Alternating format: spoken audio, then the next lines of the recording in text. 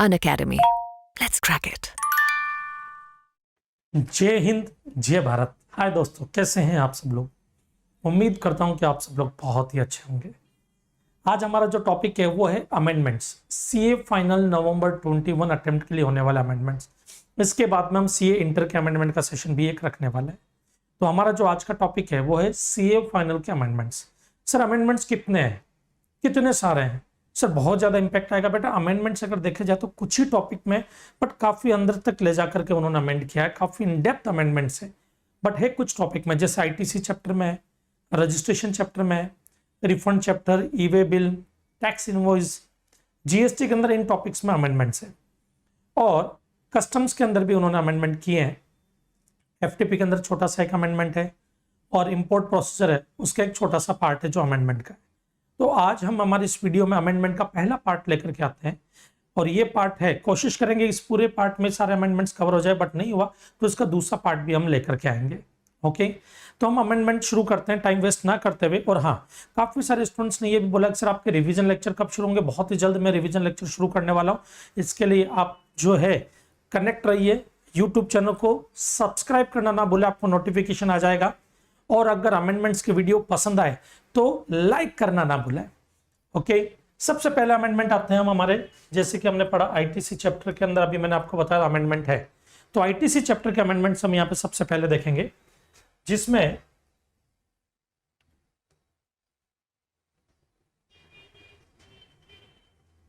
पहला अमेंडमेंट है 5% ITC allowed on provisional basis. आपने देखा होगा कि आपने जो मई में अटेम्प्ट दिया था, मतलब जो एग्जाम जुलाई में हुए थे, मई वाले 21, उस अटेम्प्ट के अंदर आपने एक चीज नोटिस की होगी, एक चीज ऑब्जर्व की होगी कि वहां पर आईटीसी अलाउड होता था प्रोविजनल बेसिस पर 10%। उस 10% को 5% कर दिया गया। उससे रिलेटेड कुछ क्लेरिफिकेशंस वगैरह हैं। उन क्लेरिफिकेशंस को एक एग्जांपल से मैं समझाना चाहता हूं, यहाँ पे ध्यान से सुनना, देन उसके बाद में हम इस अमेंडमेंट को पढ़ते हैं। ओके, नाउ इधर देखना बेटा। सपोज कीजिए ये है मिस्टर एक्स, ये है मिस्टर वाई, ये है मिस्टर जेड, और ये मिस्टर ए। इन सब से मैंने कुछ ना कुछ इनवर्ट सप्लाई ली है, बराबर है। और इन सब से जो मैंने कुछ ना कुछ इनवर्ट सप्लाई ली है, उसके बारे में मैं बताता हूं आपको। मान लीजिए कि ये मैं हूं महेश गौड़। अब हुआ क्या, इन भाई साहब ने मुझे गुड सप्लाई किया, जिसपे मैंने इनको जीएसटी पे किया। इन्होंने गुड सप्लाई किया जिसपे मैंने इनको जीएसटी पे किया, और जीएसटी का अमाउंट है 20,000।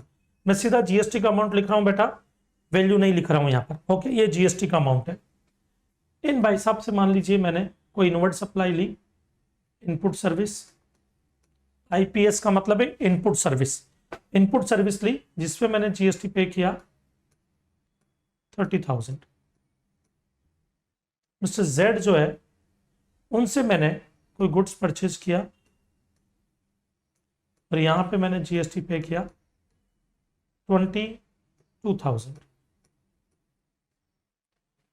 और ये जो मिस्टर ए है, इनसे मैंने कार परचेज की, जिसकी सिटिंग कैपेसिटी जो है, हम प्रिज्यूम करके चलते हैं कि 13 से कम है, 13 या 13 से कम है। ओके, तो कैपेसिटी जो है 5 सीटर,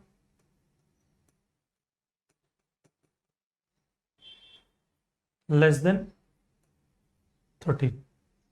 ओके, अब यहां पर ये जो कार मैंने परचेज की, इस पे मैंने जीएसटी पे किया 90,000 का जीएसटी पे किया। अब हुआ क्या कि ये सारे ट्रांजैक्शन मान लेते हैं हमारे जुलाई 21 के,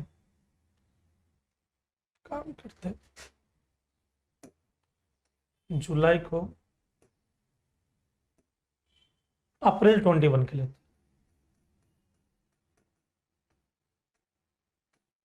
अप्रैल 21 के सारे ट्रांजैक्शन है। मई मंथ में मुझे रिटर्न फाइल करना है। मैं कौन, एमजी, मुझे क्रेडिट लेना है, और मई मंथ में mister X, mister Y, mister Z और मिस्टर ए, ये सब लोग भी अपना जीएसटीआर 1 फर्निश करेंगे, जीएसटीआर 3 भी फर्निश करेंगे। लेकिन हुआ क्या था यहां पर, मान लेते हैं कि mister X, mister Y, mister X, mister Y and mister A furnished GSTR 1। उन्होंने अपना GSTR 1 फर्निश किया था कब, नेक्स्ट मंथ के अंदर, मतलब मई मंथ में। Mister X, mister Y, mister A, इसका मतलब मिस्टर जेड ने GSTR 1 फर्निश नहीं किया। ओके, उन्होंने फर्निश नहीं किया, उन्होंने पेमेंट भी नहीं किया। तो इसका मतलब मेरा एलिजिबल क्रेडिट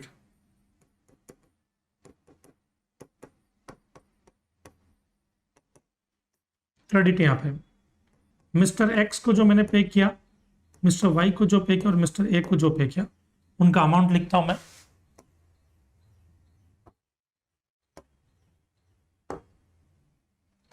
मिस्टर एक्स को जो मैंने पे किया वो अमाउंट है 20,000। ये 20,000 उन्होंने जब फर्निश किया GSTR 1, तो मेरे GSTR 2A में रिफ्लेक्ट हुआ, मानते हो इस चीज को? तो ये मेरे GSTR 2A में रिफ्लेक्ट हो रहा है, बराबर है। मिस्टर वाई जो है, उनको मैंने 30,000 पे किया था, तो वो भी मेरे GSTR 2A में रिफ्लेक्ट हो रहा है। और मिस्टर ए जो है, उनसे मैंने जो कार खरीदी और उस पर मैंने 90,000 का GST पे किया, बट ये GST एलिजिबल नहीं है, ये ब्लॉक है। ये क्या है? Block credit.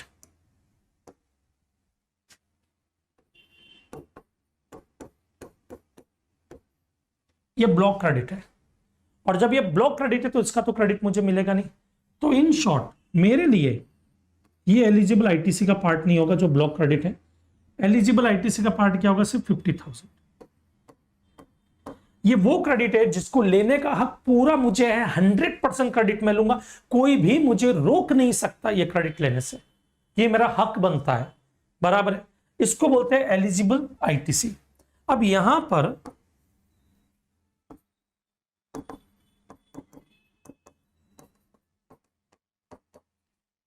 एलिजिबल आईटीसी है। अब क्वेश्चन ये है, ये जो 22,000 मैंने तो पे कर दिया था मिस्टर जेड को, मैंने पे कर दिया था मिस्टर जेड को 22,000, लेकिन मिस्टर जेड ने GSTR 1 फर्निश नहीं किया, या मिस्टर जेड ने पेमेंट नहीं किया। तो अब यहां पर मैं क्या करूं? GSTR 1 भी फर्निश नहीं किया, पेमेंट भी नहीं किया, अब मैं यहां पे क्या करूं? तब यहां पर क्या बोला गया है, महेश को टेंशन मतलब, उसने GSTR 1 फर्निश नहीं किया। मैंने कहा बिल्कुल नहीं किया। तब गवर्नमेंट मुझे बोली टेंशन ना ले महेश, हम तेरे साथ में हैं। मैंने कहा thank you so much, credit पूरा 22,000 ले लूं? बोले नहीं, ये हमने स्टार्टिंग में जब GST लाए थे ना तब करते थे। तो मैंने कहा फिर? बोले फिर हमने इसका परसेंटेज 20% कर दिया, फिर हमने इसका 10% अलाउ किया, और अभी नवंबर 21 अटेम्प्ट जो आपके दिसंबर में होने वाला है, उसके लिए उन्होंने बोल दिया कि अभी हमारा यहाँ पे परसेंटेज सिर्फ 5% ही अलाउ होगा प्रोविजनल बेसिस पे। मैंने कहा ओके। मैंने कहा 5% 22,000 का? बोले नहीं। तो मैंने कहा फिर किसका? बोले एलिजिबल आईटीसी का 5%। एलिजिबल आईटीसी ये है। तो अब ये वाला जो क्रेडिट है मिस्टर जेड का, मुझे कितना मिलेगा? तो इधर देखना, ITC allow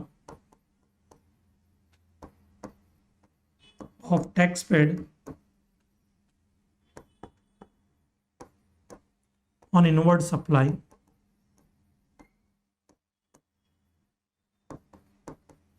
received from Mr. Z, जो Z से रिसीव हुआ 5%। बोले 5% किसका? इसका 5%। कितना आएगा इसका 5%? 2,500।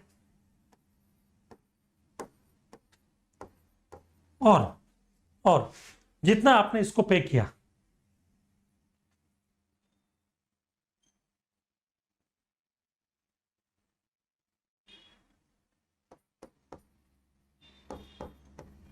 tax paid to Mr. Z 22,000, whichever is less। इसका मतलब मुझे सिर्फ क्रेडिट कितना अलाउ होगा? 2,500 यहां से। तो मेरा टोटल आईटीसी जो मैं नेक्स्ट मंथ मई 21 में ले सकता हूं, क्लेम कर सकता हूं, वो टोटल आईटीसी मेरा कितना होगा बेटा, इधर आओ, वो आईटीसी मेरा हो जाएगा 2500, 20,000, 30,000, 50,000 प्लस 2500, तो टोटल कितना हो गया आपके 20,000 प्लस 50,000, सॉरी 30,000 प्लस 2,500, टोटल 52,500। इतना आईटीसी मुझे मिलेगा, ये 2,500, इतना आईटीसी मुझे मिलेगा। समझ में आया बेटा, कोई डाउट?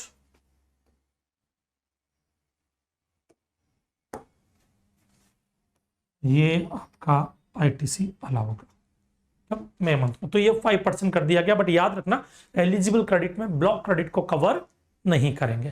तो ये वाला जो प्रोविजन है इसको आप चाहो तो कॉपी कर लेना पॉज करके। ओके, अभी हम इसकी थ्योरी एक बार रीड करते हैं ना। इधर देखो बेटा, a tax payer filing GSTR 3B can claim provisional ITC in respect of invoice or debit note, the details of which have not been uploaded by the supplier only to the extent of, ये जो 10% था बेटा, ये 10% वो cut हो चुका है, 5% of the eligible credit available and reflect in GSTR 2A or in GSTR 2B। GSTR 2B जो ITC का आपका स्टेटमेंट होता है। ओके, अब आ जाओ आगे। Example, eligible ITC available in the purchase register 2 lakhs का था बराबर eligible ITC. Eligible ITC available in GSTR 2A, but 2A में रिफ्लेक्ट कितना हो रहा था, 1,20,000 ही, इतना ही 2A में रिफ्लेक्ट हो रहा था, और ये भी एलिजिबल लिखा है, मतलब इसमें ब्लॉक क्रेडिट कवर नहीं है। Okay, next, ITC that can be claimed as provisional credit. Provisional basis पे कितना क्रेडिट क्लेम करोगे, तो बिफोर अमेंडमेंट रेट थी 10%, तो यहां पर ये 12,000 लिया इन्होंने, बट अभी रेट हो गई है आफ्टर अमेंडमेंट 5%, तो अभी इस 12,000 का 5% लिया जाएगा 6,000, तो आफ्टर अमेंडमेंट अब 6,000 हो जाएगा। नेक्स्ट है total ITC that can be claimed in GSTR 3B, तो 1,20,000 और 12,000, पहले 1,32,000 था, बट अभी 1,20,000 प्लस 6,000, टोटल 1,26,000 है। और ITC not allowed in GSTR 3B 74,000 नहीं होगा। 2 lakhs में से, ये 2 lakhs है, 2 lakhs में से माइनस कर देंगे 1.26 lakhs, तो आ जाएगा 74,000। ओके, तो ये आपके एक अमेंडमेंट आया था ना। अब पॉइंट्स टू बी नोटेड, इसी अमेंडमेंट से रिलेटेड क्या क्या पॉइंट ध्यान में रखना है। Invoices on which ITC is not available under any of the provisions, example under section 17(5) block credit बराबर, मतलब कोई भी ऐसा केस जिसमें आईटीसी आपको अलाउ नहीं होता है, तो उस केस में आपको याद रखना है ये चीज कि वो एलिजिबल क्रेडिट के अंदर नहीं डालना है, भले वो जीएसटीआर 2A में रिफ्लेक्ट हो रहा है, बट वो एलिजिबल क्रेडिट में नहीं जाएगा। Okay, are not to be considered for calculation of 5% of the eligible credit available. Restricted ITC 5%, अब 5% में भी एक चीज ये है सर, 5% किसी पर्टिकुलर ट्रांजेक्शन वगैरह का लेना नहीं, ये क्या बोल रहा है, restricted ITC 5% is calculated on a consolidated basis on total eligible ITC from all suppliers against all supplies whose details have been uploaded by the suppliers. तो जो भी आपके जीएसटीआर 2 में रिफ्लेक्ट हो रहा है, उस पर्टिकुलर मंथ का जीएसटीआर 2 में रिफ्लेक्ट हो रहा है, जिसमें भी एलिजिबल आईटीसी, ब्लॉक नहीं या कोई भी ऐसा आईटीसी जो आपको नहीं मिलता वो कवर नहीं होना चाहिए, उसके अलावा जो एलिजिबल आईटीसी उसका 5%। ओके, और actual ITC whichever is less, उतना क्रेडिट आप ले सकते हो। ओके, तो ये हमारा जो 5% वाली अमेंडमेंट है वो कंप्लीट होती है। नाउ फ्रेंड्स, अब आते हैं हमारा नेक्स्ट केस जो है उसकी तरफ। आईटीसी में एक और अमेंडमेंट है, वो अमेंडमेंट क्या है जरा देखते हैं। चिड़िया उड़ ना। नेक्स्ट अमेंडमेंट आता है restrictions on use of amount available in electronic credit laser, rule 86B। ये जो रूल 86B एक नया रूल आया बेटा।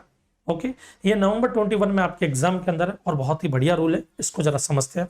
ये रूल एक्चुअली बढ़िया रूल तो क्या है, बढ़िया बोलना पड़ता है हमारे को। एक्चुअली में देखा जाए तो ये रूल सिर्फ परेशान करने के लिए है कि इतने सारे रिस्ट्रिक्शंस, इतनी सारी चीजें लगा दी जाएगी ना, तो आदमी को ये समझ में नहीं आएगा वो बिजनेस करने बैठे या ये सब काम की चीजें, ये जो चीजें, इन चीजों के अंदर जंजाल में फंस जाए। फ्रैंकली स्पीकिंग, आज एक बिजनेसमैन को सिर्फ बिजनेस नहीं करना है, उसको जीएसटी के चैलेंजेस से भी लड़ना पड़ता है।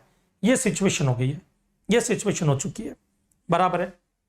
और एक तो जीएसटी का पोर्टल माशाल्लाह काम ही नहीं करता ढंग से, बराबर। ऊपर से इनकम टैक्स का पोर्टल, उससे भी वही याद, वो एक मैसेज आया था, मैंने एक मैसेज पढ़ा था, और मैसेज कुछ ऐसा था कि पहले हमने पढ़ा था कि भाई मान लीजिए ये कोई लाइन है, अब इस लाइन को बिना मिटाए छोटी करनी है, तो बाजू में एक बड़ी लाइन खींच दो तो ये ऑटोमेटिक छोटा हो जाएगा, ये हमने पढ़ा था। अब ऐसी सिचुएशन है कि अगर आपको जीएसटी का जो पोर्टल है, तो जीएसटी के पोर्टल को अगर अच्छा दिखाना हो तो क्या करें, तो इनकम टैक्स का पोर्टल बिगाड़ दो तो जीएसटी का पोर्टल ऑटोमेटिक अच्छा दिखेगा।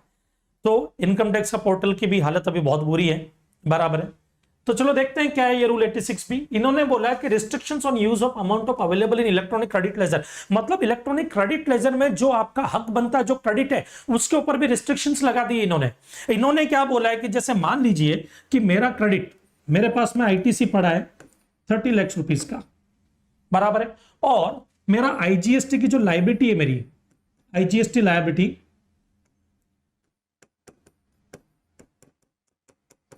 मान लेते हैं वो 18 लाख, तो मैं अच्छे से इज्जत से पेमेंट कर सकता हूं, आईजीएसटी की लायबिलिटी का पेमेंट कर सकता हूं। 30 लाख का क्रेडिट पड़ा है, मुझे कैश में कुछ देना ही नहीं है।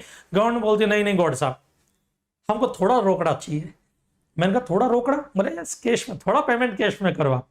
मैंने कहा लेकिन मेरे पास क्रेडिट पड़ा है, बोले हमने रिस्ट्रिक्शंस लगा दिया इसके ऊपर।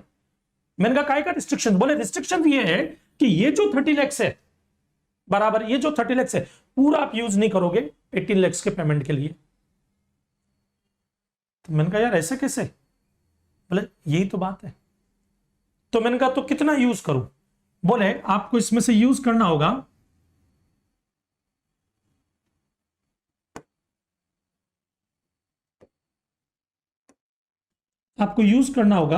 इस 18 लाख का जो आपकी लायबिलिटी उसका 99%, इसका 99%, बराबर है वो अमाउंट, और ये 30 lakh which ever is less, सिर्फ उतना ही यूज करना है। मैंने कहा लेकिन ऐसा क्यों, बोले 1% हमको कैश में चाहिए। 1% भले आपके पास क्रेडिट कितना पड़ा, 1% आपको कैश में पे करना पड़ेगा। मैंने कहा लेकिन भाई साहब आप मरवाओगे, हर बिजनेसमैन ऐसा नहीं कर पाएगा, कितना सारा क्रेडिट पड़ा रहता है, छोटे मोटे व्यापारी मर जाएंगे इस प्रोविजन से। बोले घबराओ मत, ये प्रोविजन जो है हमने छोटे मोटे व्यापारी के लिए रखा ही नहीं है। किसी पर्टिकुलर मंथ में जिसका टर्नओवर 50 लाख क्रॉस होगा वही यहां पर फंसेगा। मैंने कहा ओके, तो मैंने कहा किसी को भी बख्शा नहीं, बोले बख्शा है ना, कुछ एक्सेप्शन भी दिए हैं।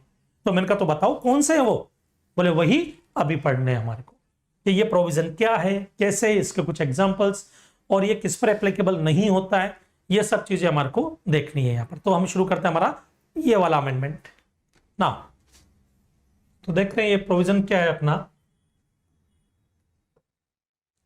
ये प्रोविजन है registered person shall not use the amount available in electronic credit ledger, मतलब रिस्ट्रिक्शन लगा दिया shall not use लिख करके, available in electronic credit ledger to discharge his liability towards output tax in excess of 99% of such tax liability, मतलब 99% जो है उससे ज्यादा की लाइबिलिटी आप इलेक्ट्रॉनिक क्रेडिट लेजर के थ्रू पे नहीं करोगे, मतलब जो बाकी का ऊपर का अमाउंट है, मतलब 1%, वो इलेक्ट्रॉनिक कैश लेजर के थ्रू आपको पे करना पड़ेगा। In cases where the value of taxable supply, अब कंडीशन क्या दी है, किन के लिए एप्लीकेबल होगा, in cases where the value of taxable supply other than exempted supply and zero rated supply in a month exceed ₹50 lakh. इसका मतलब किसी महीने में अगर आपकी टैक्सेबल सप्लाई, वर्डिंग्स में ध्यान दो बेटा, टैक्सेबल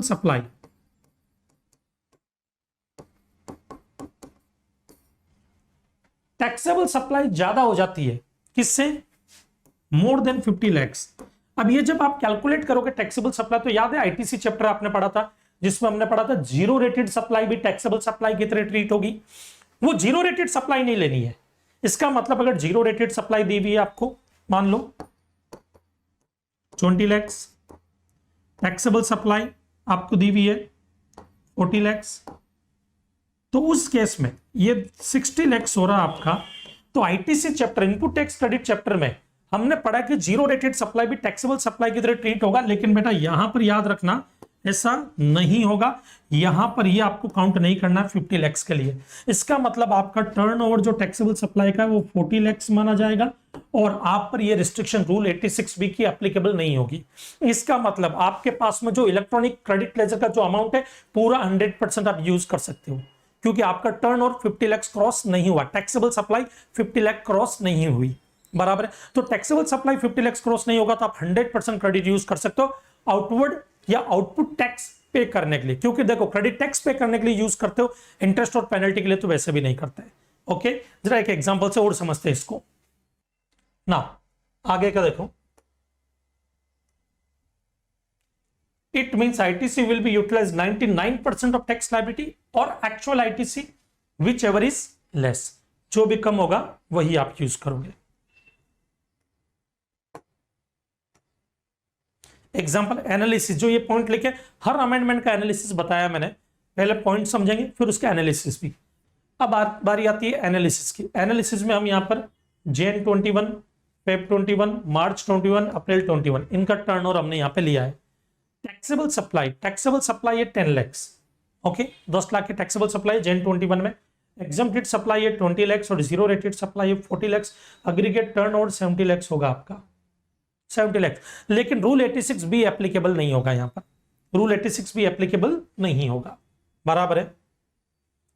क्यों एप्लीकेबल नहीं होगा? क्योंकि टैक्सेबल सप्लाई 50 lakhs से ज्यादा होगी तो एप्लीकेबल होगा, अदरवाइज नहीं होगा। पे मंथ में फिर मेरा turnover 30 lakhs, 10 lakhs, 15 lakhs, total 55 lakhs था।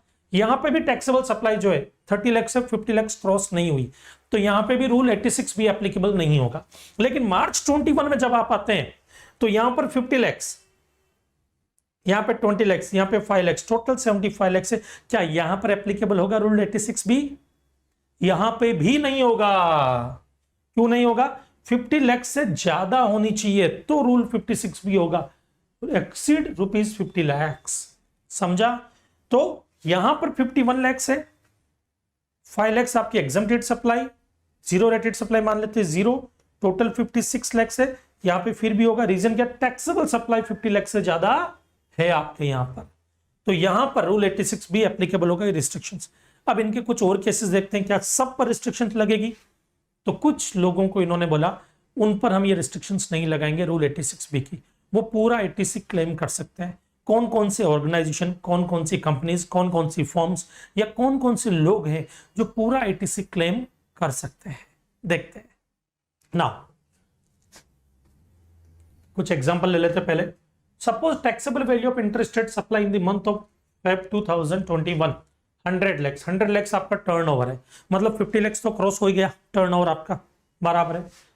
IGST at the rate of 18%, तो आपकी आउटपुट टैक्स लायबिलिटी 100 lakhs का 18%, 18 lakhs मेरी टैक्स लायबिलिटी, मुझे जीएसटी पे करना जो डिपार्टमेंट को देना 18 lakhs, और मेरे पास ITC balance available in electronic credit ledger 30 lakhs, 30 lakhs 30 lakh रुपए का बैलेंस पड़ा है मेरे पास, 30 लाख रुपए का आईटीसी पड़ा है मेरे पास, और output tax liability will be discharge. अब ये 30 lakhs मुझे पे करना डिपार्टमेंट को, अब मैं 30 lakhs नहीं 18 lakhs मुझे पे करना डिपार्टमेंट को, तो 30 lakhs का क्रेडिट तो यूज कर सकता हूं पूरा, बट नहीं कर पाऊंगा क्योंकि मेरा टर्नओवर जो है ना फेब मंथ का वो 50 lakhs क्रॉस हो चुका है, और ये टर्नओवर भी क्या? टैक्सेबल सप्लाई है, टैक्सेबल वैल्यू है, ये टैक्सेबल वैल्यू।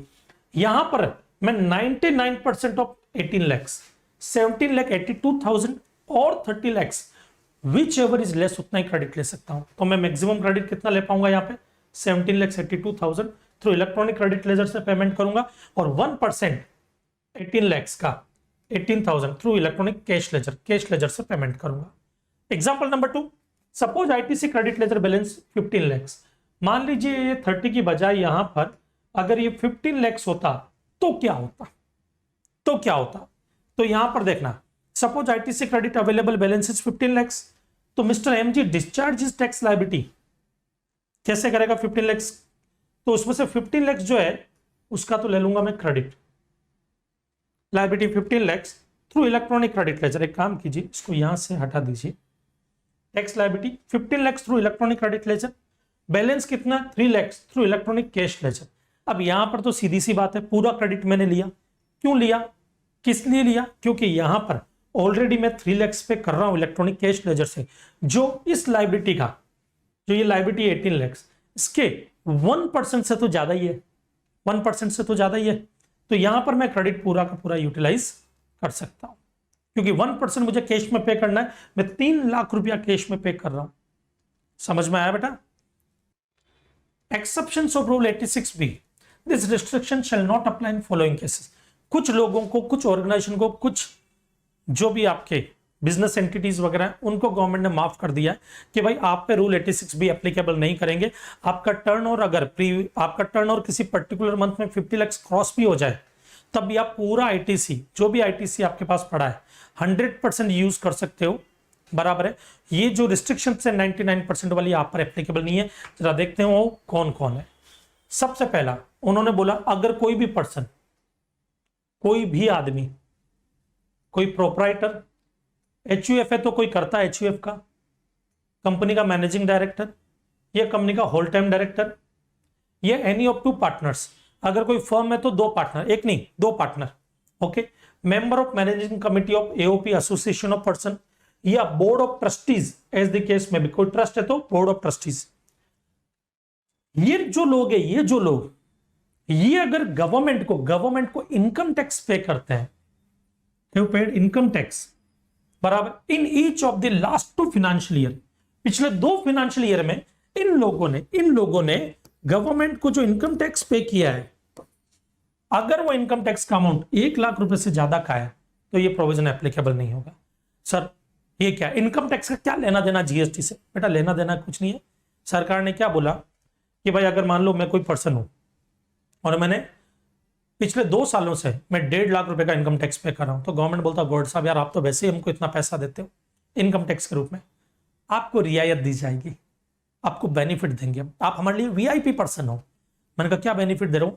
आप पे रूल 86 भी एप्लीकेबल नहीं करेंगे, आप पूरा क्रेडिट ले लो, रूल 86 भी आपके लिए नहीं है। मैंने कहा थैंक यू सो मच। मैंने कहा और बोले कोई प्रोपराइटर है तो वो करता, अगर कोई एचयूएफ है तो उसका करता, बाकी के मेंबर नहीं करता। पिछले 2 साल में 1 लाख से ज्यादा का पेमेंट करता हूं। कोई मैनेजिंग डायरेक्टर किसी कंपनी का या होल टाइम डायरेक्टर किसी कंपनी का है, तो मैनेजिंग डायरेक्टर या होल टाइम डायरेक्टर पिछले 2 साल में 1 लाख रुपए से ज्यादा का इनकम टैक्स पे करता हूं। एनी ऑफ 2 पार्टनर्स, कोई फर्म है, मान लो एक फर्म में 4 पार्टनर, तो उनमें से कोई 2 पार्टनर, एक नहीं 2 पार्टनर इनकम टैक्स पे किया हो पिछले 2 सालों में, कितना 1 लाख रुपए से ज्यादा का। एओपी का कोई मेंबर या बोर्ड ऑफ ट्रस्टीज, ट्रस्ट है तो ट्रस्टीज वगैरह, ओके। तो इनको एक्सेप्शन दिया गया है क्योंकि ये इनकम टैक्स पे करते हैं, तो इनको बेनिफिट दिया गया। ये इनके लिए वीआईपी पर्सन से कम नहीं है, क्योंकि इनकी वजह से सरकार चल रही है, ओके। नेक्स्ट आते हैं बेटा,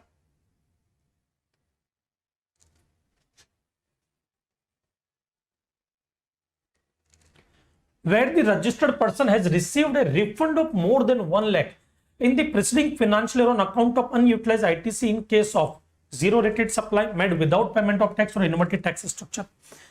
बेटा इधर देखो ये क्या बोल रहे हैं, यहां पर इन्होंने बोला अगर महेश गौड़ तुम जीरो रेटेड सप्लाई करते हो या इनवर्टेड टैक्स स्ट्रक्चर में कवर होता है, इनवर्टेड टैक्स स्ट्रक्चर जिसमें इनवर्ड सप्लाई पे टैक्स ज्यादा रेट से लगता है और आउटवर्ड सप्लाई पे टैक्स कम रेट से लगता है, बराबर। हमने पढ़ा था ये, मान लीजिए मैंने प्लास्टिक पे टैक्स पे किया 18% से, और प्लास्टिक से मैं टॉयज बनाता हूं और टॉयज पे टैक्स लग रहा 5% से, तो मेरा जो अनयूटिलाइज आईटीसी है, unutilise ITC inverted tax structure में वो, या मैं कोई भी लेटर ऑफ अंडरटेकिंग या बॉन्ड साइन करके गुड्स को एक्सपोर्ट करता हूं, सर्विसेज एक्सपोर्ट करता हूं, जीरो रेटेड सप्लाई, बराबर है।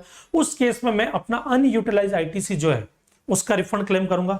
ये रिफंड अगर मैंने 1 लाख रुपए से ज्यादा क्लेम किया प्रीसीडिंग फाइनेंशियल ईयर में, 1 लाख रुपए से ज्यादा क्लेम किया, तो गौड़ साहब हम वैसे भी आपको बहुत तकलीफ दे रहे हैं कि आपका अनयूटिलाइज आईटीसी जो होता है वो ब्लॉक हो जाता है, फिर आपको एप्लीकेशन देनी पड़ती है, फिर आप रिफंड क्लेम करते हो, उसमें लंबा चौड़ा प्रोसेस है, तो आपका पैसा वैसे ही हमारे पास पड़ा ही रहता है।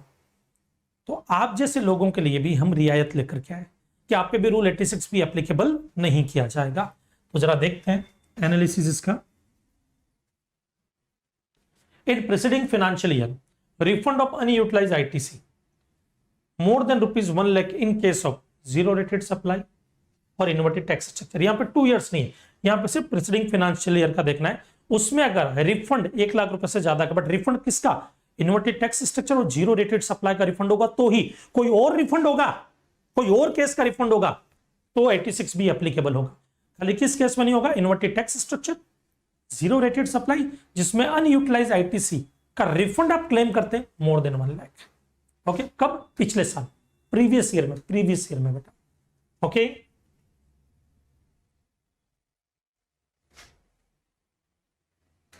ना तीसरी कैटेगरी जो इन्होंने कवर की है वो क्या है, where the registered person has discharge his liability towards output tax through the electronic cash ledger for an amount which is in excess of 1% of the total output tax liability applied cumulatively up to the said month in the current financial year।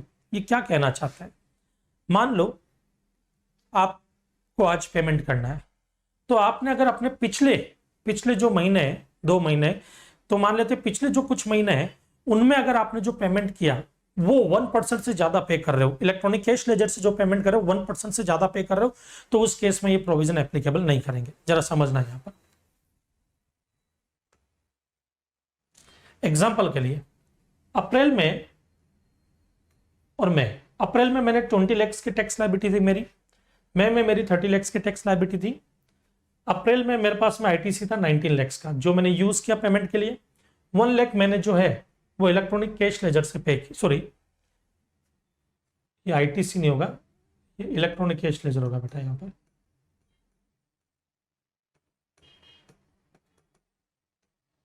Electronic cash laser से payment किया मैंने 1 लाख का, तो ये क्या है, above 1%, मतलब आपकी ये जो लायबिलिटी है इसका 1% कितना होगा, 20,000, उससे तो ज्यादा ही आपने कैश में पेमेंट किया। ओके, ना नेक्स्ट आता है 30 लाख में 28 लाख का आईटीसी क्लेम किया, 2 लाख आपने पे किया इलेक्ट्रॉनिक कैश लेजर से, यहां पे भी आपने आपकी लायबिलिटी का जो 1% है उससे तो ज्यादा ही पे किया आपने इलेक्ट्रॉनिक कैश लेजर से। अब बारी आती है जून मंथ की, जून करंट पीरियड है मान ले, तो अगर मैंने अपने पिछले टाइम में जो भी पेमेंट किया इलेक्ट्रॉनिक कैश लेजर से पे कर रहा हूं और उसमें अमाउंट ऑलरेडी ज्यादा ही है 1% से ज्यादा, तो यहां पर रूल 86 भी एप्लीकेबल नहीं होगा, नॉट एप्लीकेबल। ओके, समझ में आया? वापस से देखो, where the registered person has discharge his liability towards output tax through the electronic cash ledger for an amount which is excess of 1% of total output tax liability applied cumulatively up to the said month in the current financial year। Okay, चलो next आते हैं, where the registered person is, अब कुछ organisation को लिया है, किसको, LPG statutory body,